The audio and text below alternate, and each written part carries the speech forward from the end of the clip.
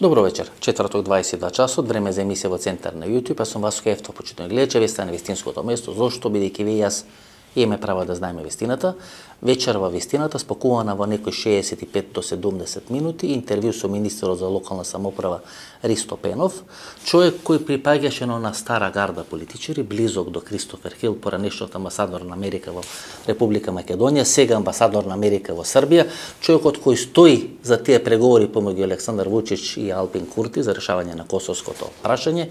Со Ристо Пенов ќе разговараме на клучни теми, дали ќе биде кандидат за градоначелник на Скопје, дали има претседателски амбиции, како ќе се разреши политичката криза или политичката хистерија во Република Македонија, дали ќе може да биде формирана предизборна коалиција на ДУИ и на СДСМ, какви ќе бидат шансите ВМРО или СДСМ да победи на изборите. Значи за сите пикантни работи на политичката сцена, интервју со Ристо Пенов, 65 до 70 минути, останете со нас, нема да зажалите. Ристо Пенов, министер. Последен пат кога бевте тука, бевте пензионер, како рековте, заврши мојата политичка кариера, не планирам да се вратам, не помина 6 месеци, станавте министер во влада на Димитар Ковачевски. Сплет на околности се случи кој... Ви се отвори хороскопот, кој викат. Така би бил хороскопот. Не. Нели, тоа што се случуваше во ЛДП, предизвика да дојде до промени таму. Во конструкцијата на владата беше потребна поголема стабилност од некои наивни играња и се случи. Така го завршивме последното интервју и реков дека луѓето на Кристофер Хил ќе се вратат на голема врата и не помина 6 месеци. Са луѓето, ако кажам некоја работа, Ристо Пенов ќе биде кандидат за претседател или кандидат за градоначелник на Скопје, и ако се оствари, дај Боже или не дај Боже, таа моја проценка ќе рече овој ги реди работите, ги мести коцките од позадина, па ќе почне да се вода да вртат телефони да ваќаат врските. Значи, пак ќе ви кажам, воопшто не е идејата таква, нити мојата амбиција е таква, нити пак улогата на мојата партија е таква, да можеме ние за такви работи да размислуваме. И мене лично само ми прави проблем таквите. Но, знаете, вашата партија имаше можеби клучна улога во падот на Зоран Заев. Локалните избори во Скопје, Бени Шакири, Никола Пановски, носител на листа на вистина Никола Пановски освои поише гласови на советничка листа отколку што се Бени Шакири како кандидат за градоначелник, и тоа Зоран Заев го врза својот опстанок на челната позиција на СДСМ и премиер на владата со победа или со пораз во Скопје, и тоа се случи. Да, но Омнибус. Сето тоа има нели свој контекст како е случувано.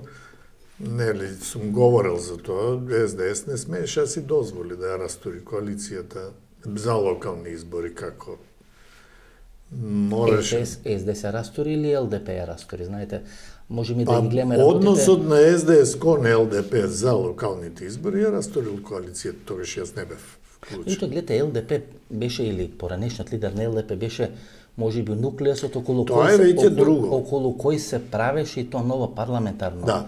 Тоа беше Гора Милевски во преговори со Афрем Гаши и со да.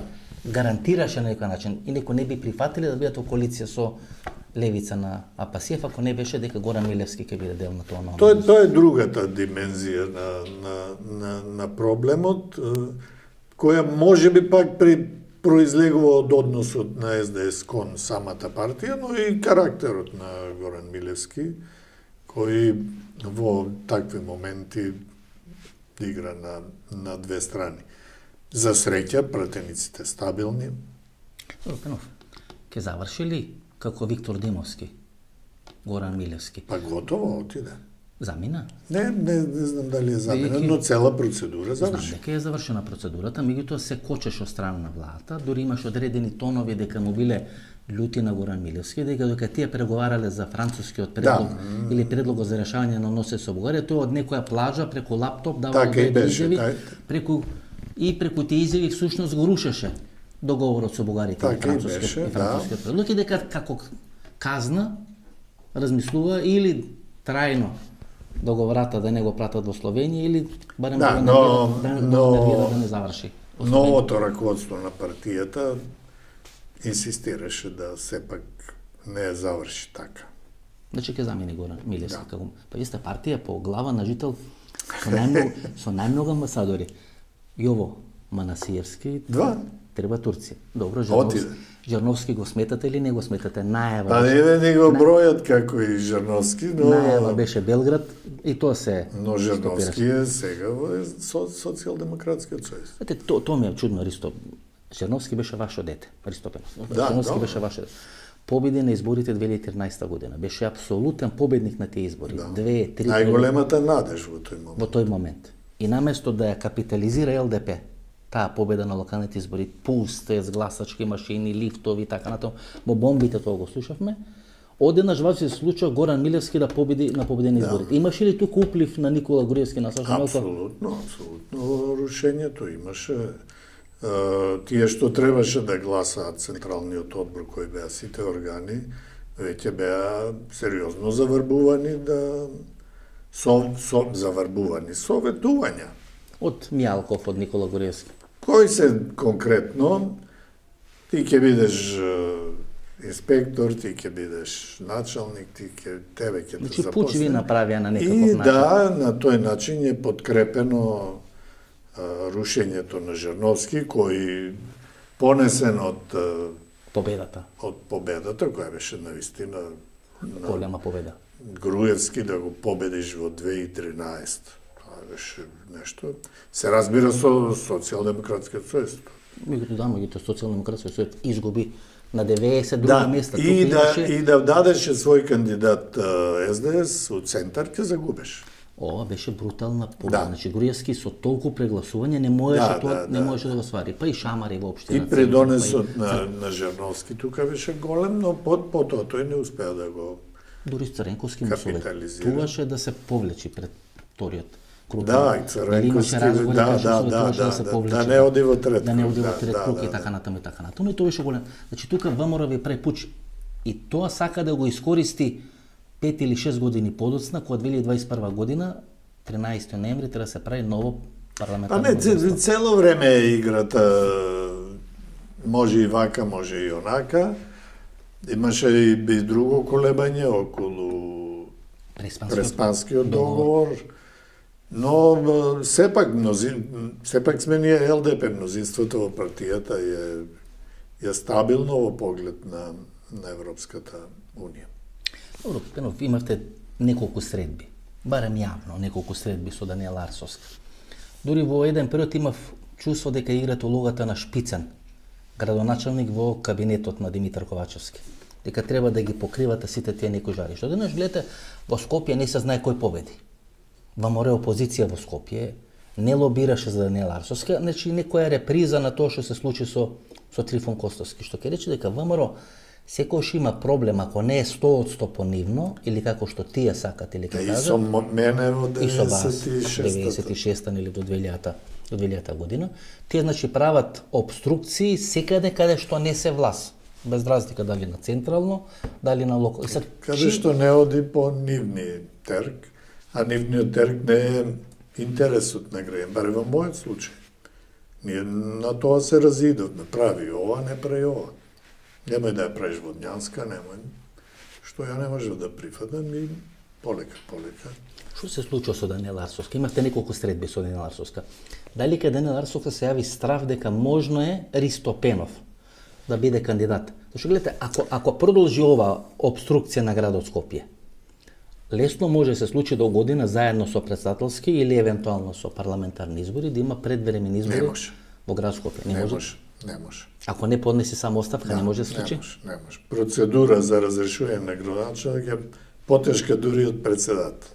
И тоа може да има за совет, да речеме. Советот може, да. Во Тетово тоа се случи пред 3 или 4 месеци, каде што но сега тоа би било бесполезно, затоа што советот и градоначалничката не се заедно. Каде е конфликтот, Вие имавте неколку разговори. Па кажува она и јавно го кажува конфликтот, она има директен проблем со она пречистителна станица околу вода. Да, беше формалниот чин, но тама е многу пари, до 180 милиони евра стигат през 135 милиони евра. Да, ама знаете како е Македонија, 135, па после ќе се стигне до едно коригирање, второ коригирање до 180. Но тоа се владини пари, тоа се владино задолжување, тука е грант и ова одолговлекување не ни одговара ни како држава, ни како влада. Ете, Миле Јанакиевски е директор на Водовод. Говорам, значи, некаде пред времето на Костовски 2005-2009 година. Преку Водовод тога се финансираше она агенција Република, мислам дека покојниот Пешев беше начело на таа агенција која ги финансираше, односно ги водеше сите кампањи на ВМРО да помане. Значи мокно предпријатие, гледајте сега конфликтот се случува околу Водовод. Водовод е најмокно предпријатие у градот, тоа е дури помоќен и од самиот градоначалник. Не политички, но финансиски стабилни приходи, големи приходи, вишок на приходи. Ето Пенов, сега ВМРО има повеќе од 40 градоначалника. Близу до 50 градоначалника. Тие сега можат било каде во било кое јавно комунално предпријатие, дали е Битола, дали е Прилеп, дали е Скопје, не можат сега поред Даниела, меѓутоа било кој општини во Источна Македонија, ад хок, хонорарно да вработат 50 или 100 хонорарци. И вработуваат. Еден од конфликтите, нели, и во Скопје беше раскинување на договор со 120 вработени. Промптно вработени во Водовод. Да платат ручек, да извадат пари, каса прими, така. Значи, рече дека стартната позиција како логистика на евентуални председателски, предвремени или редовни парламентарни избори, ВМРО веќе има стартно подобра логистика во споредба. Денес ВМРО е богата партија веќе. Не се потреб никогаш пари доста, нели, од сите избори, но ВМРО гледате и сами може и да финансира. Финансира медиуми, финансира opinion makeri, инфлуенсери или инфлуенсерки, како е сега модерно. Креира атмосфера. Не погледнете атмосферата. Ние на прагот да влеземе во Европската унија, ние живееме во атмосфера, ти ни пропадне државата. Готова е, отиде, ја предадоа. Седна го масакрира Дуи. Се поврзаа со огнените момци на Муса Џафери и на Изет Меджити, го масакрира Дуи. Значи, мислам, знаете, порано барем дозволува левица да ги врши сите напади, или Никола Гуриски тоа никош не го правеше јавно, ќе ги одбереше овие од дом, нели, целата таа екипа. Това беше само, не можеше да. Нели, и можеше од позадина, ќе ги извади тамо, ќе им направи трибина во Куманово, ќе направи... За жал, значи, македонското општество повторно наседнува на тие, би рекол, трикови во јавност. Слушате ли, оношто? Црната листа никој више не е СП. Да. До кога американците ќе ни се мешаат во внатрешните работи? Договорот со Бехтел кој е потпишан во присуство на американската амбасадорка е најкоруптивен договор во македонската историја. Не говориме дека е тоа најголем инвестиционен зафат кој ќе се направи, кој за 1%, самиот пат за 1% го качува GDP-то на Македонија годишно. Американската политика најмногу придонела Владимир Путин да е најомилен во Република. Да. Тоа се пишуваат по социјалните мрежи од овие структури кои се под контрола на ВМРО. Значи, порано има некој страх, знаете, па им се случи 27-ни, па Джез Бейли, така натаму, да. Се повлекоа Чекор 2, меѓутоа сега се повторно... И за жал, видите, и другите опинион мейкери многу лесно наседнуваат на... Кога гледате вие медиум... Што се незадоволни? По вашите анкети, каде се незадоволни, например? Еве, јас сум незадоволен, тие 4 километри автопат до Ткатланово, кој ги поминувам тамо тие 4 километри од Патарината кај аеродром, а некаде до бензинската пумпа на Охта. Така е. Се извинувам, низро го опцујам секое одење и враќање министерот за транспорт и врски. А зошто министерот? Па 4 години таа делница не е направена. А тој има договор со фирма. Фирмата не изведува, фирмата ќе сноси консеквенции. Направени се трикови и однеле фирмата во стечај. Не можеш да го одземеш предметот. Чива таа фирма? Бетон Скопје. На Минчо Јорданов. Да, сега може би продадена, не знам. Што е лепенка со белата палата? Да. Христо Татарчев? Да. Нели еден дел? Може би седно тоа е едносмислено сценарио кој те турка. И јавноста оди контра. Пенов, гледате, јавноста си сака да на Александар Вучич. Некои работи да ги направи, и не внимавајќи или не трошејќи време и енергија на процедури. Да, ама не те остава да ги направиш. Еве го Бехтел е таков случај. Ние со тендери патишта нема да изградиме. И самиот Бехтел доцни година дена затоа што надзорот е на тендер. Овој што е сега 12 милиони. 22 милиони. 12 милиони евра или 12 милиони долари, 1 километар. Не е прескапа цена, бидејќи тоа е хистерија. Тоа е најевтина цена која е постигната на Балканов. Од Бехтел. Од сите аутопатишта што се градат. Прво, нели се велеше дека на рамен пат 1 до 2 милиони евра чини 1 километар. Погледнете што се случува сега да се стигне до 12-18 милиони таму каде што е рамен пат, евра. Битола, Прилеп или Тетово, Гостивар, таму е цената многу пониска. Цената ја качува Кебабуна што е таму. Гостивар, Букојчани. Цената ја качува Струга. Ама ние сме ручени на оние патчиња што ги правеше оние автопати или оние скопски патишта што ги правеше Коце Трајановски. Тоа сакам да кажам. Кои како паштета ги мачкаше и после 1 година или 2 години како хармоника се правеа сите тие патишта што ги правеше Коце Трајановски. И веројатно еден мандат така има и добри направено. Па добро. Има чест на исклучоци, да речем. Меѓутоа, гледате оној пат што е на Петри Шелегов тука кај хотел Русија, нели снимаме тука на 500 метри од хотел Русија, нема мрднато 3 години. Нема мрднато 4 години. У време на корона е правен. Така е, но тогаш исто го исплукавме и Петре Шелегов, а не овој, погледнете го оној кон Радишани. Аутопат со целиот, со зидини, со... Но, кога дојде време за избори, хистерија, фаци се отиде. Не викам дека... Улицата Водњанска која вие сте правиле, па не е мрдната 10-15. Да, тоа е заслуга на Грани, 25 години таа улица. Не е мрдната таа улица. Значи, кога доаѓа американските амбасадори, дали Кристофер Хил, дали што беше државниот секретар, на средби со Киро Глигоров, беше срамота. Холбрг, Ричард Холбрг. Еве ги знаете, вие сте дел од таа екипа. Вие сте Тие се причините зашто ја правев, сум ви раскажувал. Да, гледате, значи кога се одеше кај Киро Глигоров беше срам да однесете било кој. Говорам за резиденцијата, нели? Па не, ајде пак ќе да вратам на можеби сум ги кажувал во оваа емисија. Хил кажува го носи Холбрг кај Глигоров. Преговорите околу Грција. После атентатот Глигоров е нели во резиденција, не одеше уште на работа. И вика од аеродром одиме и одеднаш некоја гужва, стоиме и пам прашува кај сме, па пред резиденција. Како е ова пред резиденција? Он сика Пакистан. Кандахар, Исламабад, така натаму. И така.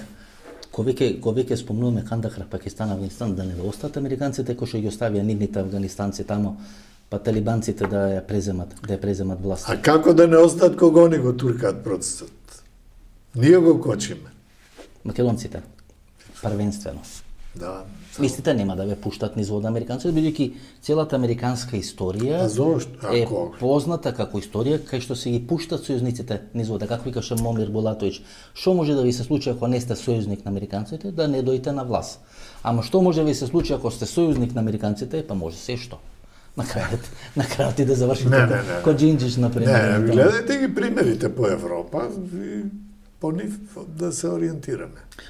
Дали има некоја држава неуспех која соработува со Америка? Бугарија се спротистави на американскиот предлог, кој де факто стоеше за францускиот предлог и така натаму, па не можат повеќе од 2 години да формираат влада во Софија.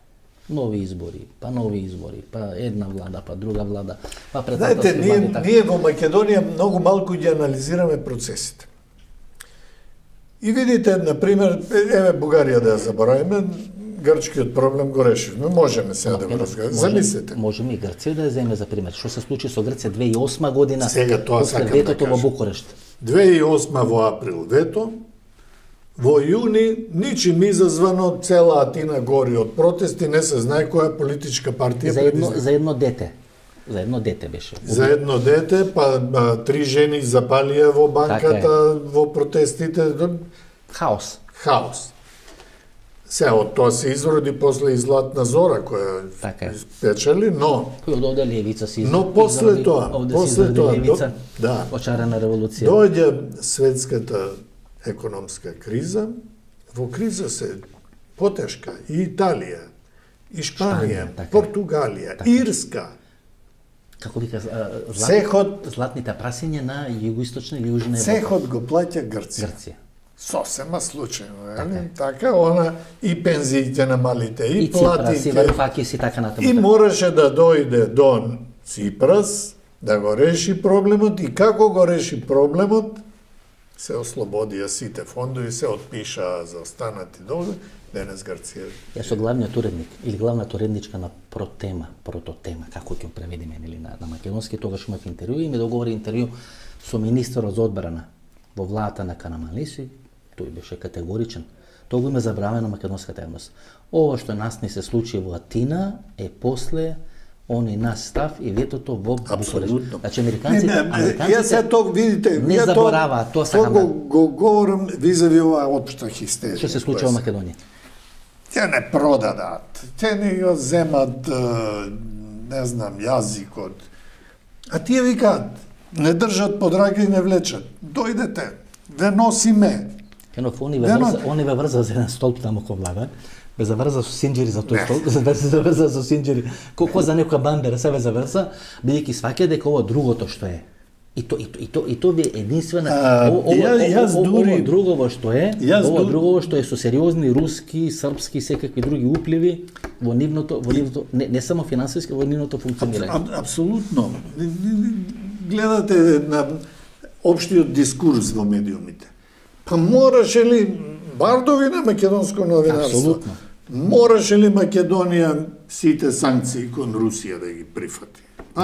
Па нели можевме ние нешто да Или то србите што не го прават. Мораме ли ние НАТО да го следиме? Исто, гледате тоа што не го прави Миломир Марич, да речеме, ми се како вели. Ево македонци су све прихватили. Да. И морале се да промене име.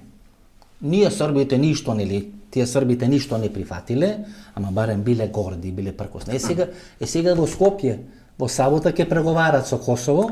Само е прашање на изгубеното време. Ние така бевме горди. Да признат независноста на Косово. Ние бевме така горди, немаме проблем со името Грција, има нека го решава. Ние имаме време да чекаме. Секој ден не признава. Да, тоа не е наш. А не гледаме дека во тој период, дека ние сме горди. Бугарија. Да оставиме Бугарија. Нашето образование пропаѓа, нашето здравство пропаѓа, нашите институции се руинираат, моралот оди за никаде. Бугарија, што велите, пред да влезе во Европска Унија, 50% понизок GDP по глава на жител, 10-15 години после, 50 од Македонија, 50% повисок GDP. Гледаме на вести на српска телевизија. И се таму интервјуират некоја баба, некој дедо, некој село кај Пирот, и вика, како се задоволно да учиш? Па супер, каже, видите, аутопут е изградио до нашо село. Тоа ни у време Јосипа Броза Тито, значи ни у време на Јосип Броз Тито ни седнале, направиле некоја математика, рекле дека тоа не е исплатливо и не граделе аутопут до некој село во Пирот. И седнал, изгради некој село до аутопут до некој село. Купил 1000 гласа. Купил 1000 гласа, ќе враќа долго и у наредни 50, у наредни 100 години ќе им банкротира државата. Значи тоа е нешто слично на она Груевски што го правеше во секое село, во секое населбиче мало, он факултет отвараше и затоа ние А основните училишта се руинираа. Тениски терени отвараш, ако се сеќавате постојано. Одеше во Валандо, таму во Никифоро, тениски. На двајца старци. Тениски терени отвараш. И тоа мора да колабира. И знаете, кога ќе колабира, ние не се освестуваме. Генерално, ние денес сме судрени една опција која влече напред и една опција и опцијата на статус квото. Значи, луѓе кои за Македонија ваква, она може сама, она има алтернативи. А ви влечете напред. Влечеме кон Европа. Јако влечите. Ама видите, ние не можеме таа брзина да ја следиме. 100 души тегнат назад. Сега видите, може да карикира. Нашите процеси не одат со посекуваната. Како да оди? Парламент блокиран. Како да оди? И луѓето сакат пак да гласаат така. Ама исто ко Хрватска, да ја гледаме време на ивица. Вие мислам дека преку Петар Гошев го знаете, Ивица Рачев. Да. Сте били вама во Кумровица, така натаму и така натаму. Иста ваква дебата ако се граде они автопатишта према Риека, према Сплит, доли и така натаму. И денес им се најголемиот бенефит. И сега имат подобри автопатишта од Словенија, подобри автопатишта од Австрија. И не само автопатишта, значи институционалната инфраструктура беше направена. Ја прави Рачан, не е во... Така е. Туџман прави државата, неговото историско улога за Хрватите. Ја нормализира државата. Но ја спушта на земја и ја прави. Нас тоа не треба. Ние тоа го имавме до 2005 година, таа влада, 2002-2006. Ние бевме на врата на НАТО. Примени во НАТО. Од Грција потврдено, Караман издржеше говор во парламентот. Скопјаните ќе влезат како фиром. Така, да не мислат дека ќе влезат поинаку освен како фиром. Цел парламент аплодира, значи пуштено да влеземе и ние гол со пета. Сами меѓу себе СДС се раскарува, губиме на изборите, територијалната победа, разни играчи, мали... Не се раскарува, гледате. Кој е конфликтот помеѓу Лјупчо Ѓорѓевски и Никола Груевски? СДСМ застанува за Никола Груевски, бидејќи смета дека тоа е по-европско и по-перспективно решение. Кога СДСМ во февруари 2006 година треба да направи предвремени избори, бидејќи добива кандидатски статус 2005 година, мислам дека во Брисел или во Ница, веќе не се сеќам точно, кај што Тони Блер ја избуткува целата таа работа со Радмила Шекаринска, ти одлучува дека треба да го продаат СМ. И не само што ги продавате сама, тоа ги оставаат парите, Никола Груевски да ги троши наредните 4-5 причини за против и Бучковски ги изгуби изборите. Ние така и разговаравме, нели? Се гради најголема инвестиција во Македонија од почна, ние ама овој... Кинезите ќе правеле надзор. Ако е проблем за кинезите... Кинезите биле у шпанска компанија. Знаете, по истата, ама се извинувам, по истата логика се треба да излеземе да кажеме африканци ја водат Америка. Зошто Барак Обама бил председател, а е по потекло од Нигерија. Од Нигерија. Видите, која е таа хистерија? Нема лек за таа хистерија. Тука мислам... Не, ние лекот го испуштивме. Значи, таа бранот на шарената револуција, периодот на Зоран Заев, едно општество за сите, идеолошки не се направи промената. Се растрча... Нема правда, нема мир. Тоа е оно што граѓаните ние сите се врзавме за... Персонификација беше Катица Јанева, Фатиме Фетај, таа ни пропадна. И тоа крахираше. Не можеме се уште да сватиме дека правосудството е независно, без оглед некој влијае, се јавува, сигурно има. Но тоа е независно. До капацитетот и до карактерот на тие луѓе. И ние мора да го изживееме тој пат тие луѓе да созрат. Добро, ако Златна зора се формираше на бранот на тие протести 2008 година во Атина, се формираше ли левица? Апсолутно, како не. И Ципрас доаѓа. Може ли левица да дојде на власт? Не ВМРО да помага. Нема таков потенцијал. Дали левица? Па добро, и Ципрас немаше таков потенцијал. Беше мала партија, беше комунистичка партија, па лека по лека растеше и така натаму и така натаму. Бидејќи, знаете, јас не верувам. Но Ципрас созреа. И Ципрас дојде со сосема други тези, он као левичар, као за народот. Не, нема проблем, переноси со какви тези дојде Груевски, се сеќавате, територијална организација, ќе враќа Кичево, ќе враќа Струга. Нит Кичево видовме, ни Струга видовме, со хеликоптер Бучковски го вадеа од седиштето на СДСМ со Никола Кривчев во Струга. Возеше Груевски со оно пунто. И ајде они. Замислите колку околу него што придонесоа за таа атмосфера. Трифун Костовски, Тито Петковски, Банковска, Силјановска, Дом, Павле Трајанов. Цел беше тоа еден бран, медиумска структура. Врвните медиумски пишувачи, јас сеќавам, кога преговаравме за Дневник, кој беше уредник тогаш, Катерина Блажевска. Насловната излезе на албански, за го испровоцира народот да вика предавство. Оној предлог што беше Република Македонија на кирилица. Тоа е после, да. Кога и Велиновска и сите. Фарчковски беше против тој предлог, Катерина Блажевска беше против тој не се предлог, сеќам, да, и така натаму и така натаму.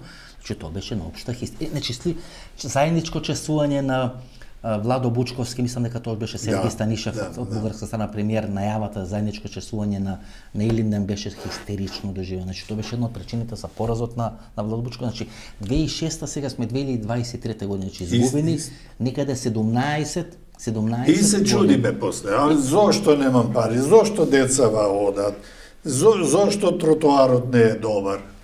Понекогаш треба да ги прелистаме вестниците и емисиите. А и оперативните блокади, да речеме, во моментот во парламентот блокирани 100 милиона евра за помош на стопанството за енергетската криза. А вие ајде. 100 милиона евра.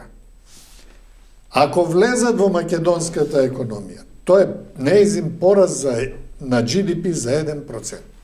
Значи бехте 1% и 100 милиона 1%, тоа се 2%. Па тоа е развојот, па така се прави развој. Одаму пречистителната станица блокирана, оде другото блокирано, се блокирано, значи, и ние, владата не ми прави тоа што...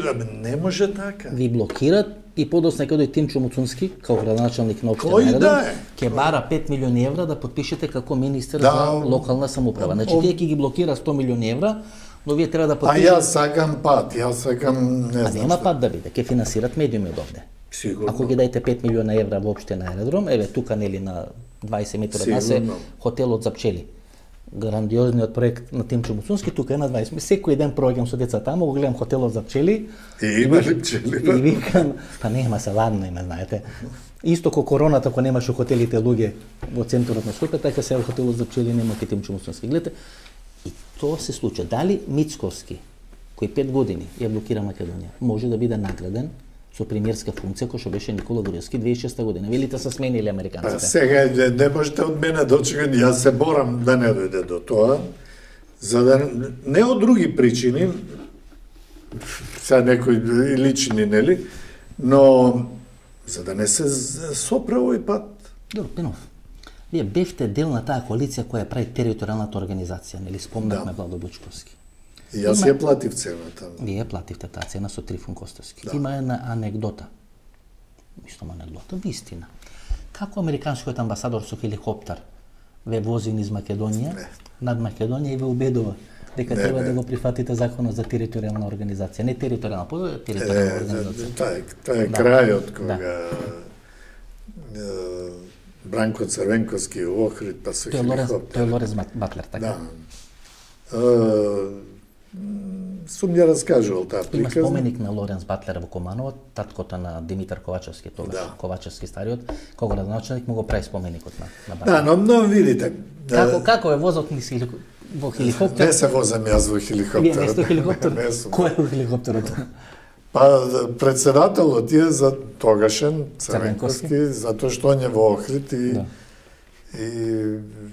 треба да се направат тие средби со Ахмети, со Хари Костов, со... Како премиер. Да, и да се финишира тој проект, бидејќи ние по оваа логика, како што е сега хистеријата, тргнавме и ние не ја даваме. Струга и кичево ги браниме. Не прифаќаме и готово ќе си правиме суштината на Батлер е кога не собра Бучковски, Хари и мене као дел од тие преговори. Добро, што правите, ќе правиме избори. И како ќе правите изборите, што сте подпишале у Рамковен?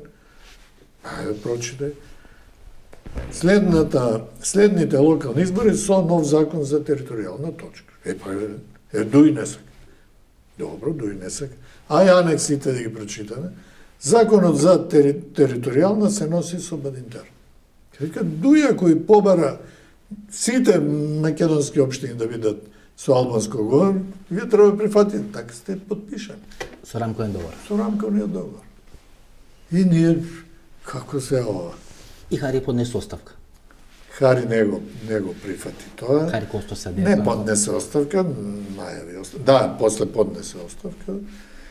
Поднесе, бидејќи беше договорено еден став, Црвенковски се договори за... Тоа се веќе детали меѓу меѓу нас во преговорите, но суштината е, не извлекуваме ли полука? Тој што победи на тој бран, 11 години друго работеше, територијалната не ја чепна. Не се врати Ликичева, не се врати... Сите што му беа, да не звучи, сателити, што ги набрав. Професорките во пиджами, нели така во бомбите? Така, ги дефинираше не дигнаа глас, чекај, ти дојде за територија, као што викаат сега, не, вие дојдовте за правда, за мир, не ја имплементирали се да си одите. Истите луѓе, ви се 200 интелектуалци, кои Што се потпишаа против да. фаќање на Преспанскиот договор, односно промената на името на Македонија. Тие потпишуваа против Ранковниот претходно, против територијалната. Во исти тајминг, во исто време, се појават на две национални телевизии. Ајде на Алфа, очекувано, се појават и на Телма. Телма, која се сметала секогаш за блиска нас, во клучни моменти, секогаш одигрува по таа траекторија. И сега Али Ахмети вили две телевизии кои се антиалбански настроени и така натаму. Не, тоа не се антиалбански, тие се телевизии. Тоа се медиуми кои со ние имаме општествен проблем. Дискурсот не можеме да го уловиме. Вие гледате Сорос се затвори. Што мислите, зашто се затвори Сорос? Тој беше на 50 метри од нас тука. Да. Затоа што се што финансира Сорос сега е против овие процеси кои што се одвиваат. Затворено општество се направи Македонија место отворено општество. Ја ги гледам на представници кои се финансираат од Сорос. Па ние што ќе добиеме ако ги ставиме бугарите усто? А се прашува ли, а од кај ти се финансиите? Ако тие финансии секнат, што ќе бидеш ти? Која политика ќе ја презентираш? Ќе дојдат руските ботови да те финансираат. Како замислуваме ние? Така лефтерно си ги негираме процесите, си ја сечаме гранката. Пено, знаете, имам некој чувство дека децата на тие кои беа пратени на Голиоток ги дочекаа промените 90-тите години, ја сменија гардеробата, станаа најголеми американци. Американците, знаете, ко прагматична една држава, тие структури на службите си ги зема, ги ставија под своја контрола, меѓутоа, знаете, одеднаш кај тие луѓе не знаете кој може да го стисне далинското или да го стисне копчето. И почнува да се стиска копчето од различни адреси. И се случува карма каша сега. Сега имаше едно истражување, го гледав, дека се ова што се случува по социјални медиуми се од 5 адреси. Значи, сите овие тези кои што се изфрлаат се од 5 адреси. Се од 5 адреси кои се врзани со Русија, Пригожин, со фабриката или фармата на тролови во Санкт Петербург, односно Ленинград и така. И ние тоа си го прифаќаме. Спутник Србија, нели па дојде Фукујама, не рече, преку Спутник Србија ве вода целата кампања. Ние всушност немаме проблем со руската пропаганда, немаме проблем со српската пропаганда. Гледате какви реакции со Александар Раковиќ, значи мене ме направија тоа 82.000 веќе гледано тој интервју, кај што брутално прегазен концептот или стратегијата на српскиот свет. Македонци од Битола, македонци од Прилеп се јавува, па вие што имате против? Не, немаме ништо против српскиот народ. Сега знаете како е, значи не е тоа национално прашање, не се македонците во прашање. Тој се случи и на Америка, нели? Избори, мешање, Хилари Клинтон и така натаму. Тоа се тие процеси во Англија, во Германија. Ама не се расчисти со Велес, Пенов. Не се расчисти со Куманова, се извинувам. Тука значи, кога вие не расчистувате, тие деца се уште тука, некој ќе им додади софтверот и врз база на тој софтвер сега се појавуваат податоци, во Велес нагло растат приливите на пари. А видите, сега малку стана по-предпазливи, па парите не ги зимаат во Велес, одат ги зимаат во Кукуш, одат ги зимаат во Поликастро, Солон има малку подалеку, излегуваат секој ден и ги зимаат парите по штогорни. Знаете, продаваат некои златници на Трамп, 3 златници на Трамп, кога ќе победи Трамп, од $5 или $25 ќе стана $200 и така натаму, и тука се прават енормни количества. Посебно каналот Телеграм го користат во Америка, Тексас, Јужна Америка, така што се најголемите превозници. Добро, видите, значи многу пари има, се купува стано и така ние со тоа сме соочени и ќе бидеме соочени. Тоа не очекувајте да застане, ниту па некогаш застанало. Може ли да ве тргуваат американците за некаков интерес на Балканскиот полуостров? Ајде да земеме две држави, кратко само да можеме ајде да видиме како да анализираме. Гледате, пред една година или пред една и пол година ние правевме анализи како американците избега од Афганистан. При тоа го занемаривме фактот дека во Афганистан остана најсофистицирано оружје. Дека еден коридор на Афганистан стига до границата на Кина, кај што се ујгурите. Имаме сега избори во Турција. Легната е Реджеп Тајип Ердоган. По анкетите, да. Легната е Реджеп Тајип Ердоган. Но ако оценат американците дека им треба така легна може да оценат.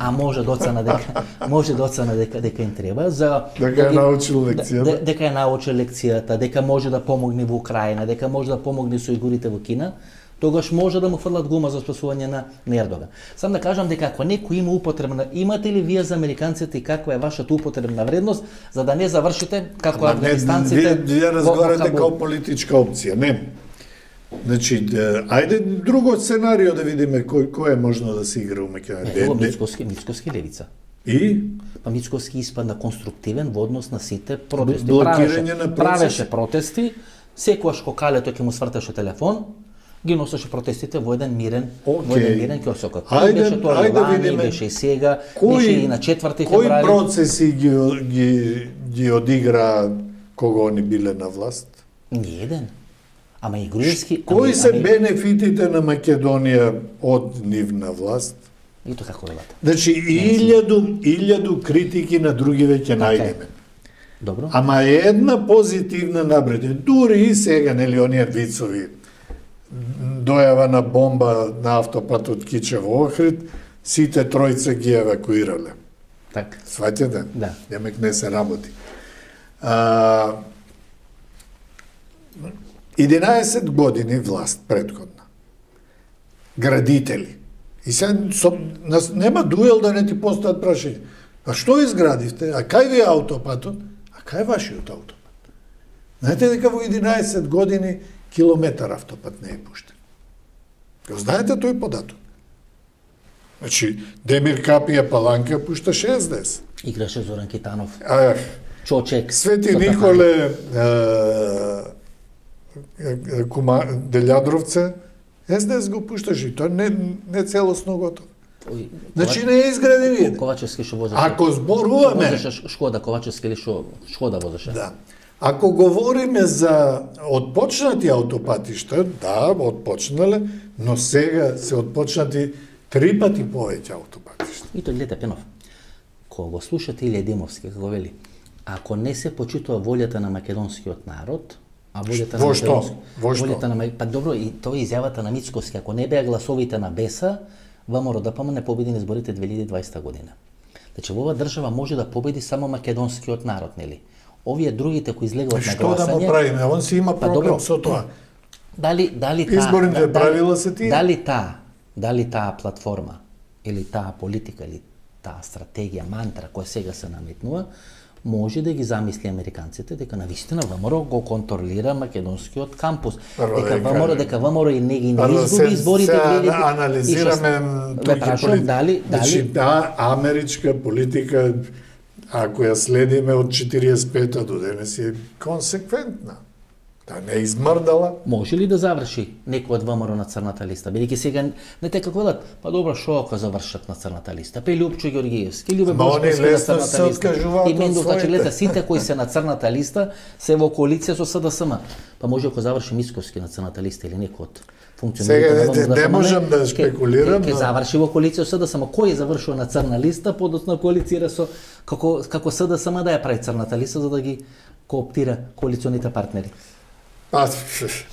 Дека потенцијалот таму е огромен за црна листа, да, ама јас не ги знам. Ама пеноглете, ВМРО обстурира, а шо присте Опендаровски? Его пред 3 дена. Не на чиста ситуација, каде што бугарите се мирни, каде што се легнати после 4 февруари. А добро, доаѓаат председателски избори, мора малку да... Да, ма нели велите обструкција, како велите. Зашто е Сорос затворен, бидејќи тие кои Сорос ги финансираше или кои беа перјаници на Сорос, всушност почна да спроведат од реда на друга агенда, не на отворено, туку на затворено. Ево го сега имате председателот.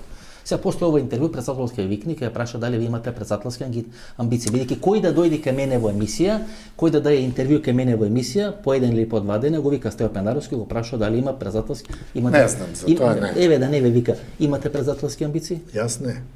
А да бидете градоначалник на Скопје? Не. Бидејќи како шпицен кандидат за градоначалник. Ви објасни. Ако направивте универзална сала, подвозник. Ама еве не направив. Од тоа се исплаши.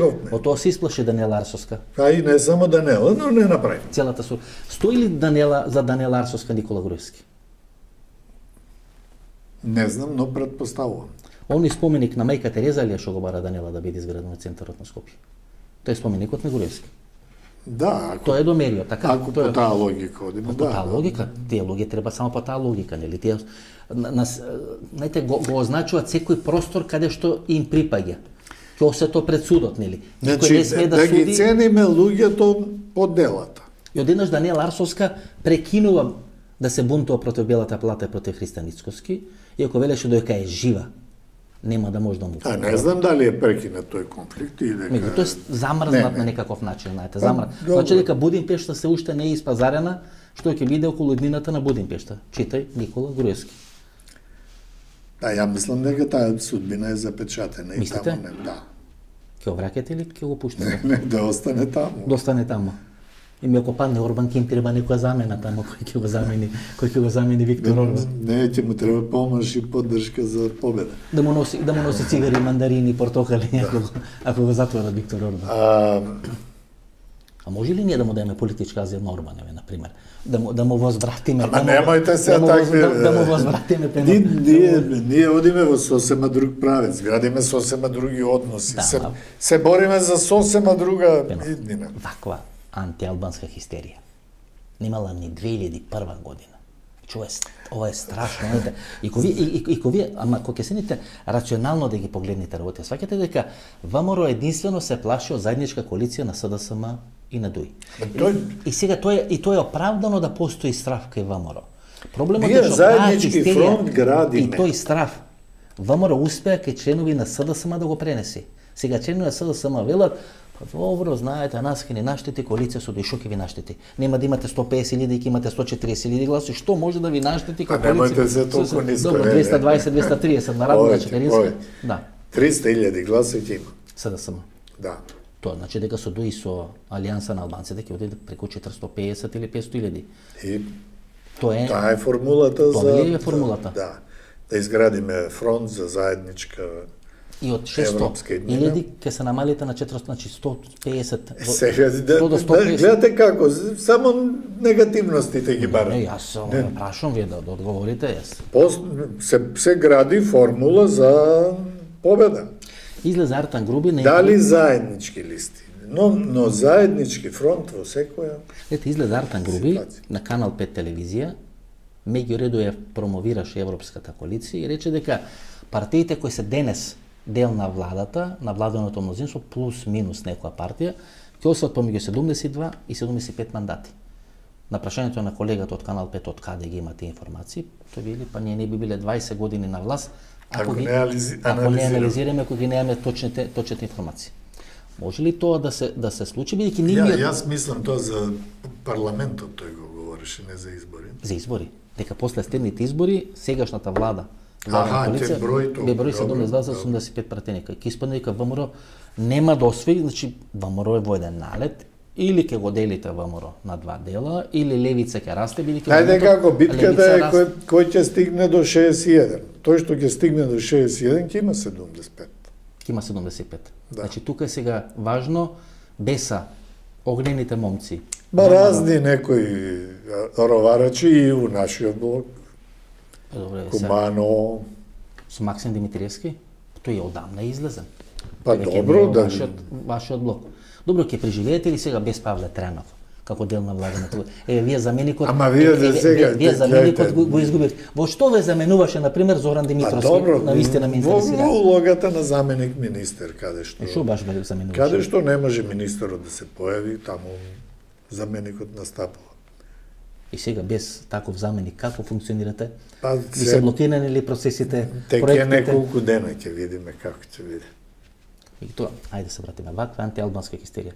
Дури ни Љубише Ѓорѓевски, гледате, керката на Љубише Ѓорѓевски сега е во левица. Колку што можем да видам, се слика заедно со Пасиев, се слика со Јована Мојсовска, генерален секретар што е, значи во најтесното раководство сега на левица. Добро, и на Љубише поише му лежеше левица од колку ВМРО. Он после се приклучи на ВМРО за председателските избори. Гледам сега фотографија од формирање на штаб или партиска организација на левица во Ресен. Повеќе од 70% од луѓето што ги гледам на фотографијата припаѓале на ВМРО ДПМН. Биле гласачи, симпатизери или некои биле дел на раководството на ВМРО ДПМН. Така е. Тој конфликт помеѓу левица и ВМРО кој мене ми се чинеше дека можеби да е фингиран, сега ми се чини дека бесне со полна пареја. Значи дека тоа е еден таму полесно може да дојде до договор. Многу полесно отколку ние потешко се договараме. Иако во јавноста е лесно се договарате, продавате и не знам што, таму полесен договор. ВМРО и левица полесно ќе се договарат. Како Дуи ќе го преживе овој процес? Ова харанга која сега ВМРО веројатно по договор со огнените момци ја прави за Артан Груби, значи тоа почна некаде од жолта, ВМРО е стабилна партија. Ќе претрпи некоја штета. Кој ВМРО?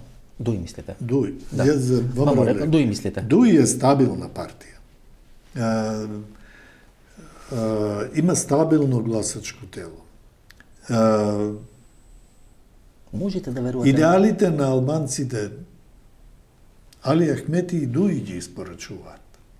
Не можат другите. Пробале и Мендух Тачи со Армен Џафери. Ќе облече униформа Али Ахмети? Не треба да облече униформа. Митот стои без оглед каква била таа негова улога, но оставен. Стабилноста он ја држи. Никогаш он не измрдува лесно. Гледате категоричен е дека Муса Џафери и Изет Меджити нема да се вратат во врвот. Значи, прв пат, гледате, покажува дека е подготвен. Гледате на сликата пратеника од кабинетот на Груби. Да. Во која што он предпоставувам, они сакаат да се покажат различни од оваа група. Структура што е вама. Еве, ние сме млади, образовани момци, играм, да, со современи работи. И подосна излегува. И се тоа кај албанците не предизвикува, ние македонци, како бе у македонска зграда, он фудбал, игра, во работно време, со пари на македонците. А целата идеја е и Дуи, тоа што највише им тежи на македонците кај Дуи да направи одскок од старото Дуи, кое се... Мислите дека може? Гледате Бујар Османов на изјава која беше пред 2 дена, пред 3 дена така експлатирана во македонските медии. Албанец премиер, со подпис на албанец, војската се командува и така натаму и така натаму. Ќе биде чековно. Па добро, а тоа што ќе промени? Па не знам, меѓутоа таа хистерија која се прави... Ама се прави хистерија. Таа хистерија е Они се борат за технички... Наместо концептот едно општество на сите на Зоран Заев, Дуи на изборите 2020 година отиде со албанец за премиер. Па добро, тоа е исто во концептот едно општество за сите. Можете ли да му верувате вие на Али Ахмети, например? Гледате, Во што? Па 2008 година, она средба која ве во вила Билјана во Охрид, каде што Муса Џафери му соопштил на Бранко Царенковски дека тие ќе коалицираат со ВМРО ДПМН, тоа го натера Царенковски да се откажи од кандидатура за втор председателски мандат и се врати на чело на СДСМ 2009-2013 година. Тоа изгледа као предавство, така? Дали сега Дуи лесно може да се случи ако ги види анкетите кои дека ВМРО заедно со БЕСА прави 61 пратени. Со анкети пратени. ВМРО тоа нема да го направи. Ој, Дуи тоа нема да го направи. Значи ви верувате? Ако ние направиме пораз во кој нема излез, треба да ги ослободиме луѓето, да бидат слободни да прават што сакаат. Денес е вторник. За 2 дена ќе иде ова емисија. Во сабота, значи 2 дена после емисијата, ќе бидат преговорите во Охрид. Многу значаен момент за Македонија. Така поминува некако. Поминува ама незабележливо. Гледате, дури во Србија излегува мирно. Ама еве само да ви кажам, оваа година решена енергетска криза. Значи, предпоставките беа дека ние ќе смрзнеме, ќе неаме струја, ќе пропаднеме. Решена.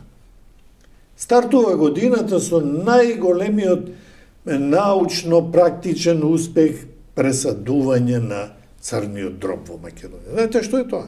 Тоа е као Никола Тесла откритие, која направи. Сега ги санираме сите тие проблеми, кризата што се направи. Европа не чека да нашиот чин да го завршиме, да почнеме преговори. Европа ги носи светот, не Европа. Ги носи преговорите, најзначајните преговори во моментот за иднината на Балкан. Косово, Србија, што ќе значи ги носи во Охрид. Ги носи во Охрид. Не ги носи на друго место. Сака, они имаат замоци да изберат низ Европа. Има символика. И порака. Значи, и кон македонците, и кон светот. И кон албанците. На албанците им е јасно. Ние се колебаме. Не, пораката е, ако во Охридскиот договор 2001 година, ако 99-та година во Куманово, Кумановскиот договор со кој завршува војната или НАТО интервенцијата на СР Југославија, сега Косово треба да заврши во Охрид. Ако не препаднат преговорите првите 24 или 48 часа, тоа е опасноста. Тогаш може се очекува да завршат. Се подготвуваме за долги.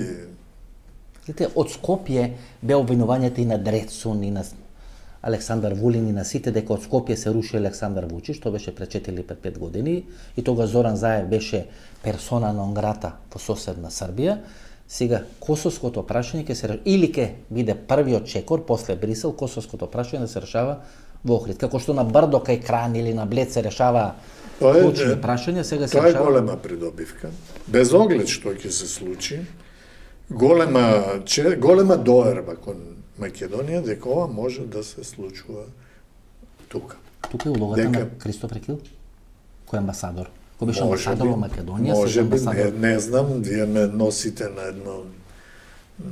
Па добро, Кристофер Кил го враќа Ибрахим Ругова од Рим, го враќа тука со МАТ авионите на Македонски авиотранспорт, Живко Груевски. Не со МАТ авионите, но он оди со МАТ авионите и во Рим преговара со Ибрахим Ругова, ако сака да се бави со политика, дека треба да се врати. Дека мора да сгазне на косовска почва, да. И сега во Охрид, значи, шансите се 50-50. Па мислам дека се повеќе од 50-50, ама ајде да ги почекаме првите 5 минути да видиме како ќе биде. Како ќе стартува. Но, како да излеземе од ова ситуација? Вела дека вие сте имале контрола или дека ги имате информацијата од оваа историска комисија, дека луѓе кои се блиски до вас всушност се дел на таа историска. Вие сте биле секојаш изверзирани за тоа што се случува во таа историска комисија.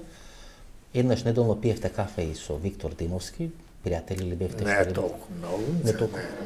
Не. Гледате, човекот паѓа, се создаде една хистерија околу таа агенција за национална безбедност и мислам дека кога ќе се отворат транскриптите на разговорите, на пораките на Маријан Докас, целата таа пајажина, дека ние конечно ќе сватиме која е структурата, која 4, 5, 6 години всушност води хајки, харанги, нарачува, води црни кампањи, така натаму. Ќе се разочараме, таа структура што ќе се открие кај Докас е периферна. Ама веќе и треба да се разочараме, бидејќи големите играчи, Тате од Кавадарци, овој докторов тука што е од разни луѓе влегле во искушение за ситни пари да направат белје. Добро. Еден стане купен од ЗИК Пелагонија, даден кредит од одредена банка, пари во ковертина од одредена Пелагонска банка и така, значи тоа се многу, па 4 стана, доаѓа од Крива Паланка, не го знае никој, прави 4 стана со новинарска плата. Ние знаеме колку се новинарска плати. И еве како како ќе заврши? Топол оброк, за сега топол оброк 3 пати на ден. Меѓутоа сам да кажам дека не се битни тие кои го прават или кои стават прстот на шкрапалото. Треба да видиме кои се нарачателите. Значи ние не можеме 20 и кусур години инспираторите на хирург. Гледате, се беше пред 4 дена, 5 дена за Зоран Џинџич. Се уште не се знае. Зоран Џинџич, визави ова што го говорите. Значи пораката на Џинџич сеќавате. Визави атмосфера во Македонија. Добро. Тој викаше, реформите или се успешни, или се популарни. Ме сваќате? Само Груевски правеше популарни и успешни реформи во исто време. Реформа не може да биде популарна. Мора да биде болна. Мора да биде болна. Мора да те натера нешто да направиш. Ти во фотелја си уживаш и некој те тера да работиш. Тоа е реформа. И сега ние имаме една непопуларна атмосфера во јавност. Тоа говори дека патот е исправен. Лете што да прашам, лете. Но ние мора да сватиме дека политиката е едно општество за сите. Значи дека локалната самоуправа е независна. Ако се сопнеш на тротоар, не можеш да псуеш влада. Дека правосудството е независно. Со тие капацитети што ги има. Дека ако пресуди така, не можеш да псуеш влада. Дека универзитетот е независен. Ако гледаш дека не функционира, таму ќе си ја бараш одговорност. Влада е одговорна за овие процеси за кои што ви говорам. Сега да кажете дека концептот, ајде да речем концептот, тоа е кратка некоја рамка, дека суштината на заробената држава е поприфатлива за македонците. Кога оди Линденска без број. Тоа се бара. Се контролира се, судство, тоа се бара. Премиерот одлучува дали треба да се прави, направи, дали треба да се гради патче, дали треба да се гради фонтана во некоја општина во Македонија. Ние мора да се научиме на тој концепт е присутен кај македонците. Еве гледајте го, се сеќавате на изборот за обвинител. Гласаат 180 обвинители, грото македонци. 3/4 од гласовите ги добиваат двајца албански кандидати. Исламабази. Не е важно. Што правеле тие обвинители? Еве, некој вршел... Еве, одела Лилја Стефанова лобирала во Источна Македонија. Океј. Оделе сите поморовски и може штипското обвинителство да луѓе на Сашо Мијалков оделе лобирале да се гласа за Исламабази. Пенеки клучни, знаете, не разговарајте за тој што лобира. Секогаш ќе има некој интерес. Разговарајте за капацитетот на тој што гласа. Доека вие пробувате да ја реализирате оваа платформа. Знам, време се губи, ние ќе доживуваме порез. Тие многу полесно ја зачувуваат заробената држава, бидејќи тие инвестираат во заробена држава, нешто што е веќе поставено. Апсолутно. Сокле е изградено, темели се направени, керамиди се ставени така натаму. Да. Може би дошол ветар, Джес Бейли, па нешто срушил таму, но тој може куќата полесно да се реновира отколку нова да се прави. И тие се многу поуспешни во тоа. Погледнете, Таравари со нивни гласови на ВМРО ДПМН беше избран за градоначалник на Гостивар. Гледате, која харанга се води сега против Таравари. Зошто? Бидејќи Таравари ги изневерил, па со нивни и сега е неуспешен градоначалник, криминал. Ако не беа гласовите на ВМРО ДПМН, Таравари ќе си беше доктор сега, немаше да биде градоначалник. Ако не беа гласовите на ВМРО ДПМН, Даниела ќе си беше прв човек на Сојуз на стопански комори. А и на Таравари во Скопје. Ке беше, да. И сега гледате, како нема да ги исполнат нивните очекувања, харанга, напади, купени, платени, криминалци, рачење во мети, така. И сега е обидот да го направиме обратниот процес. Како? Да изградиме фронт, заеднички фронт за европска иднина. Тоа она што на Артан Груби.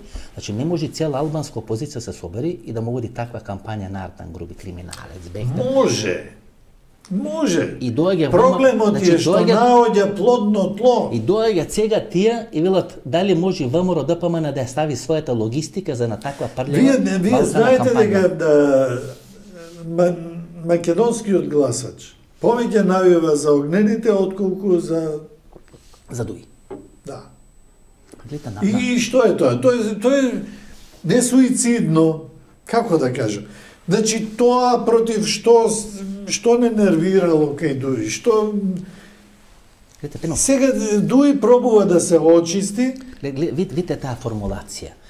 Се случува двојно убиство, шиша бар до црквата Свети Спас. Воздушна линија на шиша бар до македонската влада е многу поблиску отколку што до американска амбасада.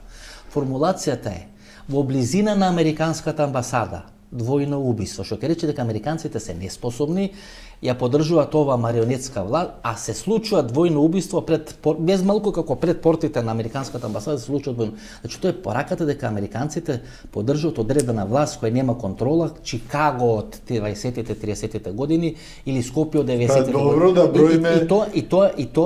И тоа е пораката која се праќа сега. Криминал ќе има. Грчез владе. А работата е дали тој се... Дете Пинов, ако Грчез владе со Скопје, па што тоа е муабет во било кој кафич да седите. Ако бугарите владеат со нашата историја, кого ние ќе повикаме на помош? Русите преку србите? Мислам, тоа е логика која ви се наметнува, вие немате одговор 3-4 години на тоа. Се чувствуваат луѓето незаштитени. Значи, освен што ви се се чувствуваат незаштитени од таа хистерија која се случува на социјалните мрежи. Го нема во Албанија, го нема во Црна Гора, го нема во Босна, го нема во Македонија. Нашето незадоволство е дека Македонија е мека. Нели она теза, македонската дипломатија, не знам, литава, не знам, која дипломатија, ако зборуваме во меѓународни рамки. Па, знаете дека State Department 57.000 плати се исплатјат месечно. 57.000 плати, грото дипломатски. А ние имаме 150-60 дипломати, кои не можете еден ручек да плати. Значи не можеме суперсила да биме. Ама ние се замислуваме суперсила. Дека сме време на Јосиф. Или оваа атмосфера, што ни прават сега бугарите? Па вратете се. И 50-тите, и 60-тите години. Иста е атмосферата. Крса Царенковски кодеше во говорот на Крса, говорот на Лазар Палишевски. На истите прашања, на истите проблеми, на истите притисоци. Тогаш ние сме се чувствувале сигурни, Тито ни стоел за грб. Сега Европа, НАТО, Америка ти стои, не, ќе не продадат, ние и се во битката на социјалните медиуми не можеш да... Пенов, а што би продале од нас? А тоа е добро прашање. Што би продале? Тутунот. Што би, баш ме интересира, што толку, нели, би продале? Бидејќи, нели, 30 години ние ги убедуваме дека Алшар е најголемо светско. Само што не дошле и овие глупи... Или која друга стратегија ќе се прави овде? Ќе не делат? Како ќе се подели? Лом на Балкан. 24.000 километри квадратни, како ќе се подели? А кој... Како тоа ќе обстане? Ко виделе американци дека тоа не може да се подели, дека тоа е основа за две балкански земји. Во една прилика и ни цртале. Ова овде има проđe, ова од Вардар наваму. Ви има цртано? Неформално. Каде во хеликоптерот горе? Не кажавте пак за хеликоптерот, Ристо Пенов. Не сум бил во хеликоптерот, не. Добро, Пенов, кај ќе ве гледаме за 1 или 2 години? Пензионер нема да бидете, начело на Скопје, добро, јас сум сега министер за локална самоуправа, шпицен градоначалник. Не, сега шпицен. До следните избори јас оваа работа ја работам. Ќе се обидам што подобро знам да ја одработам, да подметнам грб во другите сегменти кај што има потреба владата. Бидејќи реков дека сте Марадона за овие кои се во власта, ќе ве молам, колку може подобро, колку може. И тоа е дел од таа една општа перцепција. Во владата има такви рентгени што улично би се рекло, што сите овие други што... Вите, Пенов, знаете, вие ми доаѓате како она забавната емисија Никад не е касно, па ако вие дојдовте да бидете министер во владата, зошто Бранко Царенковски да не стане министер, например, во владата и да ги вратиме 90-тите години или 2000-тите години? Мислам дека тоа под ниво на Бранко Царенковски. Тоа би било, што повеќе ви одговара, да бидете Марадона во владата или да... А не сум ниту Марадона, значи јас сум во владата представник на ЛДП. Не ЛДП. Со таа сила што ја има ЛДП. И таа ЛДП... И со позицијата што Ристо Пенов може да внесе. Не успеа да направи кадар, па мораше вас да ве врати на министерска позиција. Па за жал последните години тргна. Ој Бени Шакири него ракета, некој министер е сирот, се утепа од обиди да биде прв човек на МКЦ. Не, член на ЛДП. Ви го поземи Бранко Цренковски. Не, мислам дека он со Дом се договори. Се договори. За да биде заеднички кандидат. Многу среќа, многу успех. Се гледаме некоја следна прилика како градоначелник на Скопје или може председател на државата. Не. Министер за локална самоуправа. Мислам уште едно интервју. Ќе направиме. Фала многу. Да. Ова беше интервјуто со Ристо Пенов. Се надам дека ви се допадне интервјуто. Ако ви се допадне овие 65 до 70 минути интервју со Ристо Пенов, ново дружење, недела во 22 часот, до недела во 22 часот. Пријатно вечер, Македонија, каде да си?